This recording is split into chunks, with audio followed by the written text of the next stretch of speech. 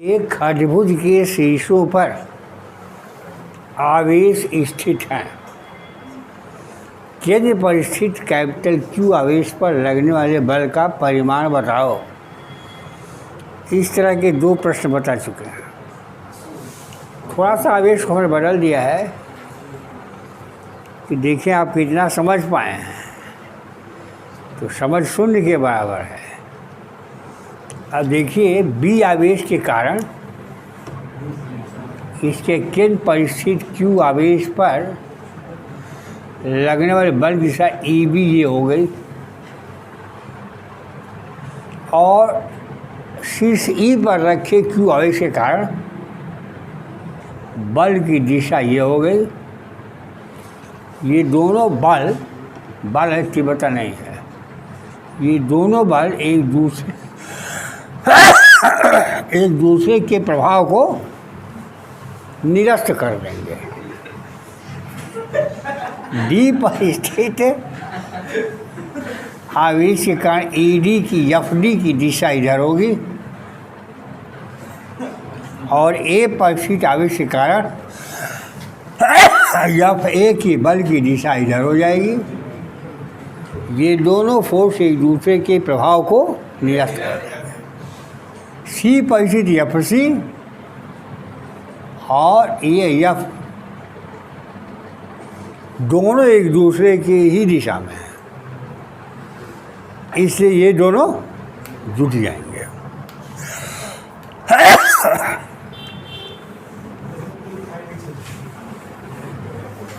तो vector F E plus vector F B plus vector F D plus vector F A बराबर 0। और तो Q आवेश पर परिणामी बल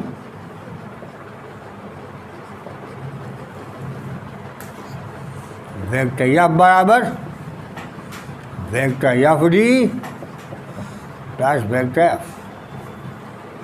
ये दोनों बल एक ही दिशा में हैं।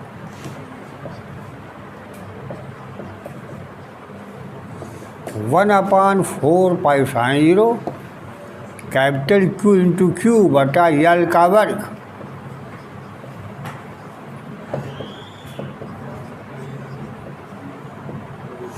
दो गुणे 1/4π/0 कैपिटल क्यू गुणे क्यू बटा यल का।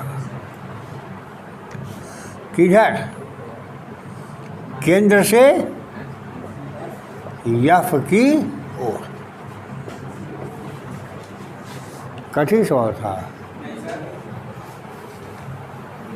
लगा है यही आया है। ठीक। दूसरा सवाल था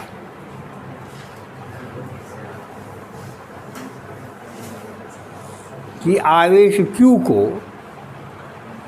दो भागों में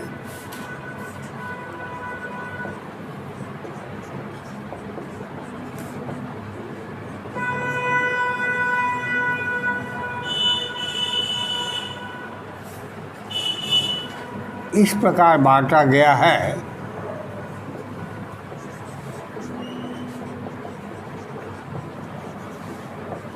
कि एक निश्चित दूरी पर रखने पर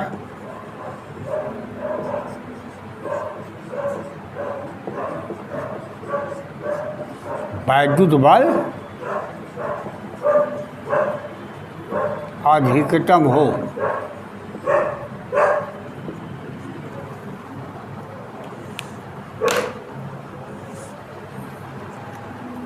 तो माना एक बल का परिमाण अरे एक आवेश का परिमाण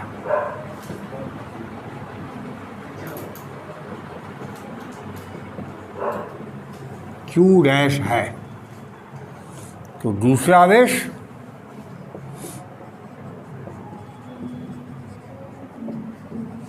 Q माइनस Q डैश हो गया। बल F बराबर 1/4 पासान 0 क्यू डैश गुणे क्यू माइनस क्यू डैश बटा आर का वर्ग। आपको कई बार बता चुके हैं कि दो संख्याओं का योग अधिकतम हो और दो संख्याओं का योग नियत हो, इन संख्याओं का गुणनफल अधिकतम तब होता है जब संख्याएं बराबर हों। जैसे दो संख्याओं का योग 10 है, एक संख्या 1 और दूसरी संख्या 9, गुणनफल 9 हो गया, योग 10 है। 2 और 8, गुणनफल 16 हो गया, योग 10 है। 3 और 7, गुणनफल 21 हो गया, बढ़ गया ना, योग 10 ही रहा। 4 और 6, गुणनफल 24 हो गया। 5 और 5, 25 हो गया। फिर 6 4 24 हो गया। 3 7 21 हो गया। तो दो संख्याओं का योग नियत हो तो गुणनफल अधिकतम होता है जब संख्याएं बराबर हो। तो अधिकतम बल के लिए क्यू डैश बराबर Q minus Q dash, 2q dash बराबर क्यू, या क्यू डैश बराबर q/2, यानी दोनों आवेश बराबर परिमाण के होंगे। एक तो ये तरीका हो गया जो बायोलॉजी के छात्र हैं, लेकिन गणित के छात्र इस तरह से लगाएंगे तो इच्छा में नहीं होगा। बल अधिकतम तब होता है या वेरिएबल संख्या परिवर्तित संख्या क्यू डैश है, क्यू डैश को बदलेंगे तो क्यू माइनस क्यू डैश का मान भी बदलेगा, तो यह भी बदलेगा। तो यदि कोई फंक्शन वाई एक्स का फलन हो, उसका मान अधिकतम या मिनिमम होता है जब उसका प्रथम अवकलन 0 हो। अवकलन गणित में पढ़ा होगा। तो यह अधिकतम होगा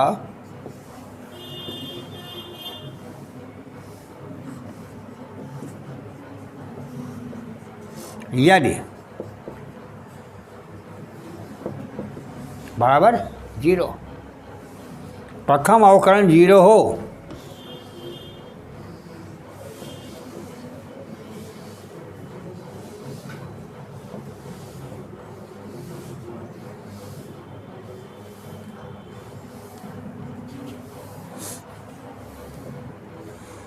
या 1/4 पाई एप्सिलॉन 0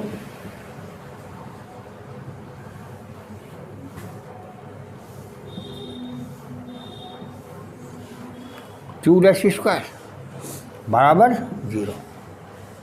इसका अवकलन कीजिए, क्यू हो गया माइनस क्यू डैश बराबर 0,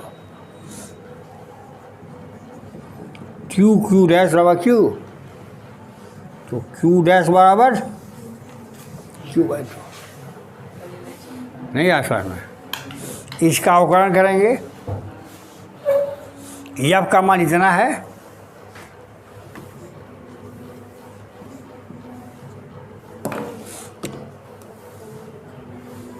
यफ का मान इतना है 1/4 पासा Q dash Q minus Q dash बटा आर स्क्वायर। यफ का मान अधिकतम हो या न्यूनतम होगा, दोनों बातें होती हैं। अधिकतम होगा या न्यूनतम होगा यदि इसका प्रथम अवकलन 0। इसका अवकलन करना है, तो अवकलन जब करेंगे तो 1/4 पासान 0 बटा आर स्क्वायर कांस्टेंट है, अवकलन के बाहर निकाल लीजिए। हाँ, इसको अवकलन के बाहर निकाल लिया। जब बाहर निकाल दिया तो यही ना बच गया। अब क्यू डैश का अवकलन करना है, किसके सापेक्ष? क्यू डैश के सापेक्ष। तो क्यू डैश के सापेक्ष अवकलन 1 हो जाएगा, और क्यू डैश स्क्वायर का क्यू डैश के सापेक्ष अवकलन 2q डैश हो जाएगा। ये संख्या तो 0 हो जाएगी, इससे भाग दे दीजिए तो कोई फर्क नहीं पड़ेगा। तो q माइनस क्यू डैश बराबर 0, तो 2q डैश बराबर q, तो q डैश बराबर q/2। तो जब प्रथम अवकलन 0 कर लेते हैं, यदि वाई यक्स का एक फलन हो तो वाई का मान अधिकतम या न्यूनतम होता है यदि डी वाई बटा डी एक्स बराबर 0। यहाँ से यक्स का मान निकाल लिया। अब इसका सेकेंड डिफरेंशिएशन करेंगे, द्वितीय अवकलन। ये जो मान ऋणात्मक आता है तो फलन अधिकतम होता है और धनात्मक आता है तो फलन न्यूनतम होता है। तो सेकेंड अवकलन करेंगे तो -2 आ जाएगा। इसलिए अधिकतम बल के लिए Q डैश का मान कितना होना चाहिए? Q/2, यानी दोनों आवेश बराबर होना चाहिए। तो किसी आवेश को दो भागों में इस प्रकार बांटें कि इनके मध्य लगने वाला अधिकतम हो, कि तब संभव है जब दोनों आवेश बराबर बराबर। बिता देना।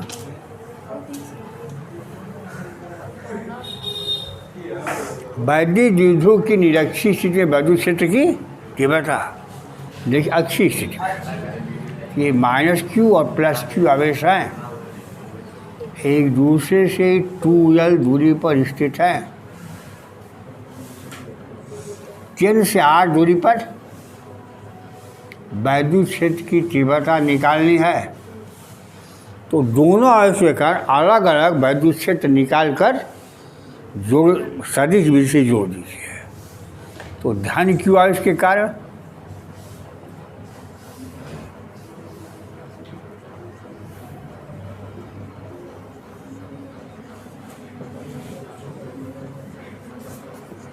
E1 बराबर 1/4 Q बटा AP का वर्ग। AP बराबर OP माइनस OA बराबर R माइनस R।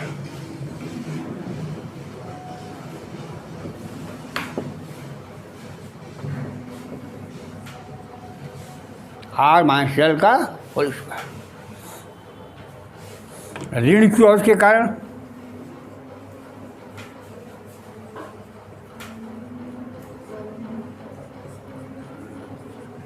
तीव्रता E2 बराबर 1/4 Q बटा BP का वर्ग।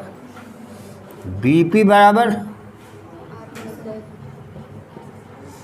OP प्लस OB, O से लेके P तक और O से लेके B तक बराबर R प्लस R।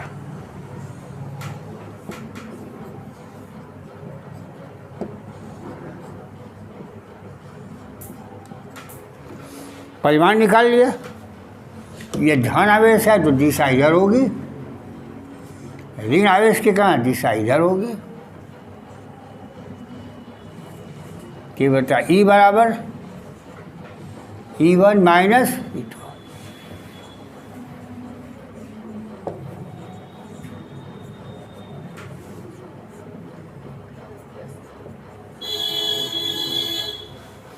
अब कक्षा 8 का काम हो गया, कर लेंगे, नहीं हो पाएगा।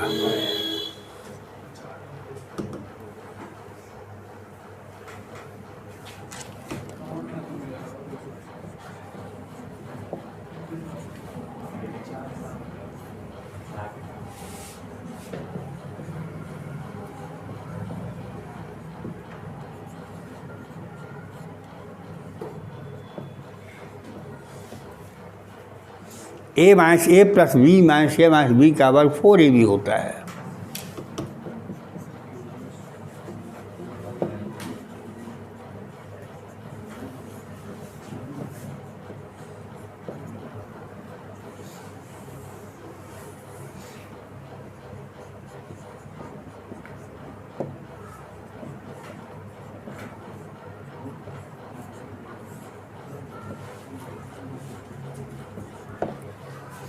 यदि R ग्रेटर देन L तो L स्क्वायर को R स्क्वायर की तुलना में छोड़ेंगे, यहाँ वाले R को नहीं छोड़ देंगे। कि नीचे वाला L स्क्वायर गायब हो गया क्योंकि ये बहुत छोटा है, ऊपर R बचा, R क्यूब हो गया, ये P हो गया।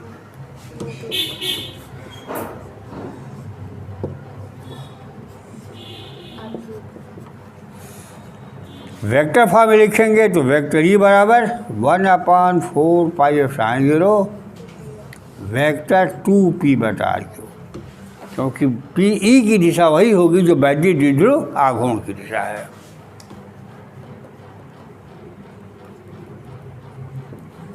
ये वेक्टर पी की दिशा है और वैद्युत क्षेत्र की दिशा भी यही है, तो यहाँ वेक्टर पी लिखिए। अब क्या सवाल हो गए? 3।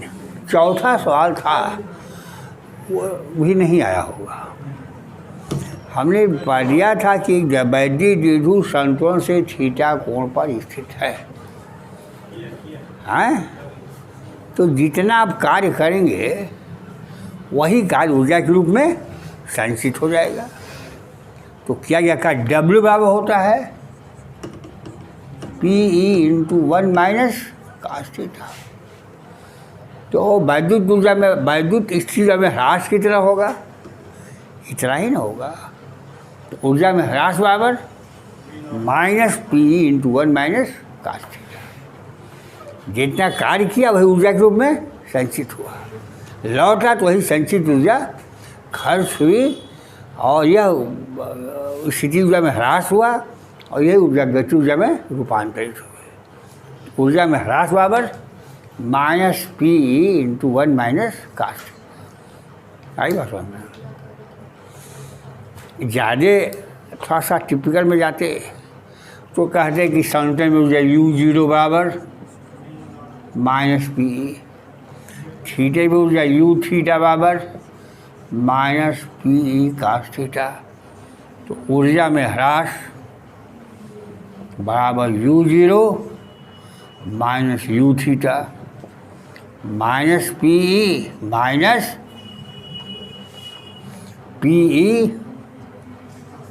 cos theta. PE कॉमन ले लिया, -1 plus cos theta -PE 1 minus cos theta. ये भी तरीका था और वो तरीका एक लाइन का था कि संतुलन से थीटा डिग्री होने कार्य घुमाने में कार्य बराबर हो गया PE 1 माइनस cos थीटा। तो जितना आपने कार्य किया है उतना ही ह्रास होगा। आ समझ में? हाँ, ये भी नहीं आया होगा? आया था? नहीं आया था, बस झूठ बोलो। आया नहीं था। आ जाता। आया नहीं था।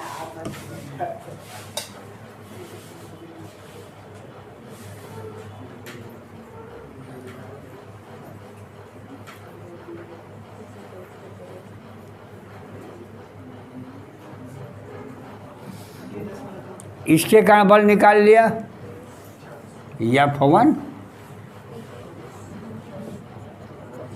दोनों लंबवत हैं इसलिए जोड़ लेंगे। तो 4 माइक्रो कूलम के कारण 3 माइक्रो कूलम पर वैद्युत बल F1 बराबर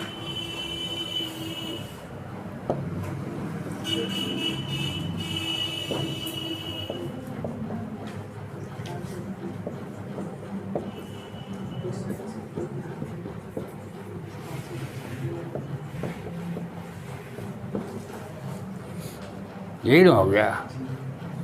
कितना हो गया? ये -6 - 12 हो गया और ये 10 हो गया।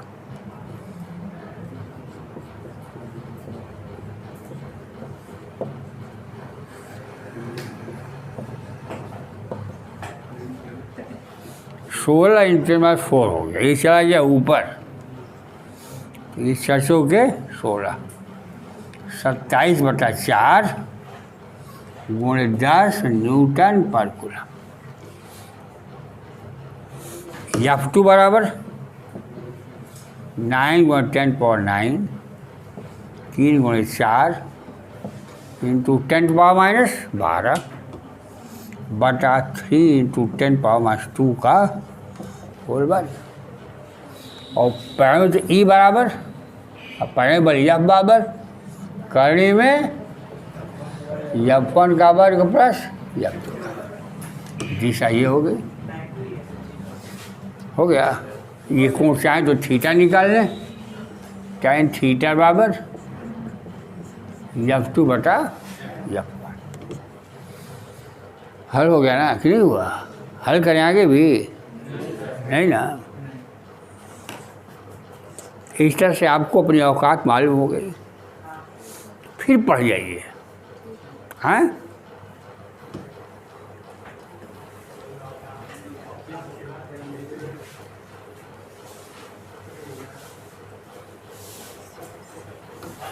आप बंद कीजिए।